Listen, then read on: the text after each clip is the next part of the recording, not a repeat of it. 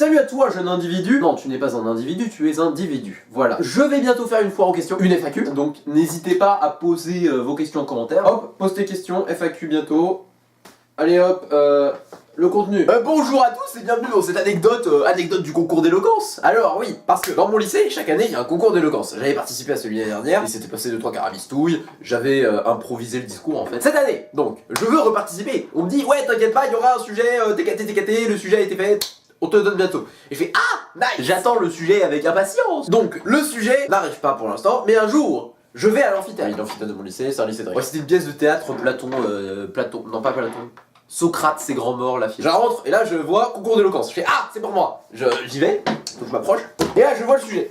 Le sujet qui était l'histoire de la résistance des hommes par rapport à l'émancipation des femmes n'est-elle pas plus intéressante que l'histoire de l'émancipation des femmes? Donc là je pète un câble intérieurement. Parce que mon antiféminisme est attaqué, mon détecteur de sophisme aussi, mon détecteur de bolos aussi, putain mais tout était attaqué. Donc faut imaginer là que j'étais comme une SJW de Twitter, j'étais vraiment, mon radar était vraiment agressé. C'était incroyable. Instantanément, je commence à détruire le sujet dans ma tête. Parce que je devais aller voir la pièce. Du coup, la pièce durait 2 heures. Et pendant les 2 heures de la pièce, je me souviens absolument pas de ce qui s'est passé. Tout ce que je sais, c'est que j'étais comme ça. Vraiment, j'étais concentré, je faisais ok, bien, ok, tac, on peut attaquer, qu'est-ce qu'on peut attaquer, ok, on peut attaquer la posture historique. La posture historique, c'est très bien ça. La posture historique, tac, on défonce, comme ça. Voilà, qu'est-ce qu'on peut faire d'autre? Ok, l'intérêt, ok, tac. Oui, parce que vous avez mis n'était pas plus intéressante. Et après, le jour même du concours d'éloquence, ils disent lol, c'est pas intéressante, c'est instructive en fait le mot. N'est-elle pas plus instructive? Ah voilà, je suis désolé, on s'était trompé. Baisse ta mère, je fais tout un putain de discours oufissime sur le premier sujet. Et là tu me dis, oh lol, en fait c'est instructif. On dirait qu'en fait il savait que j'allais m'énerver. Il va apparaître de derrière un buisson. Il faut lui mettre un tac. Et moi je m'en batte les couilles en fait. Vous m'avez mis un faux sujet de base, vous assumez. Ouais, mais c'est pas toi qui décide. Je suis quand même dans le sujet. Et j'ai écrit tout un discours pour détruire le sujet, point par point. Et je passe, alors je m'étais arrangé pour passer en 5ème. On était 8, du coup je passe au milieu. J'avais dit dans mon discours, et il ne le savait pas encore, mais j'avais dit on fait un concours d'éloquence, pas une dissertation d'histoire-géographie. Important, parce que tous les autres putains de candidats, sauf un, ont fait des disserts d'histoire-géographie. T'as une meuf.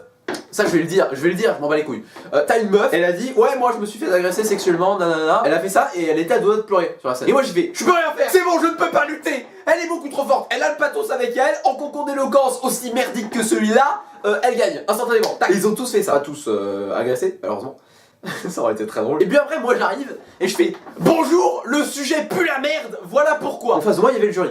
Alors dans le jury il y avait une pote à moi, un prof de philo, une prof de français métalleuse que je connaissais et une prof de sport, je sais pas trop ce qu'elle foutait là. Jury concours d'éloquence, prof de sport, super. Donc voilà, et j'expliquais dans mon discours du coup que ce sujet était nul pour de l'éloquence, que ce sujet c'était bien pour l'histoire-géographie et pas pour de la réflexion sur. Et t'avais le prof de philo en face de moi qui se marrait. T'avais la prof de français, je comprenais pas trop ce qui se passait. Déjà avant de commencer le discours, j'étais en fait à un passage entre 2 cours et en fait il y avait des élèves qui rentraient et des élèves qui sortaient. Et t'as une prof, donc moi j'étais sur l'estrade, enfin sur la scène, à attendre qu'on me dise vas-y commence. La personne qui organisait ça qui faisait ouais silence s'il vous plaît. Et moi j'ai pris le micro, donc parce que j'avais un micro, je fais silence les gueux. Donc je fais mon discours, je démonte tout le monde, premièrement, je descends de scène, ensuite il y a d'autres gens qui passent, pour vous dire que je ne me souviens de 2-3 éléments, au mieux, des autres discours. Sauf d'un où il y en avait un qui était vraiment plutôt pas mal. Donc tout le concours se passe.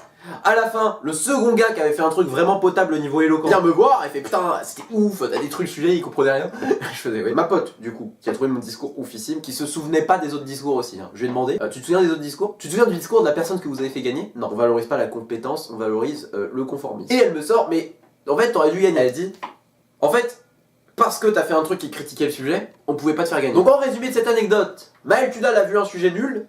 Maël Tudal a détruit le sujet nul et a expliqué pourquoi il était nul. Maël Tudal a été considéré comme objectivement meilleur. Maël Tudal a perdu parce que Maël Tudal n'était pas dans les cadres. Ouais, mais c'est pas toi qui décide. Et Maël Tudal avait prédit tout ce qui allait se passer. Et voici une des raisons pour lesquelles Maël Tudal ne pense jamais avoir tort. Je retourne transcender l'humanité, on se dit au revoir. Allez, tac.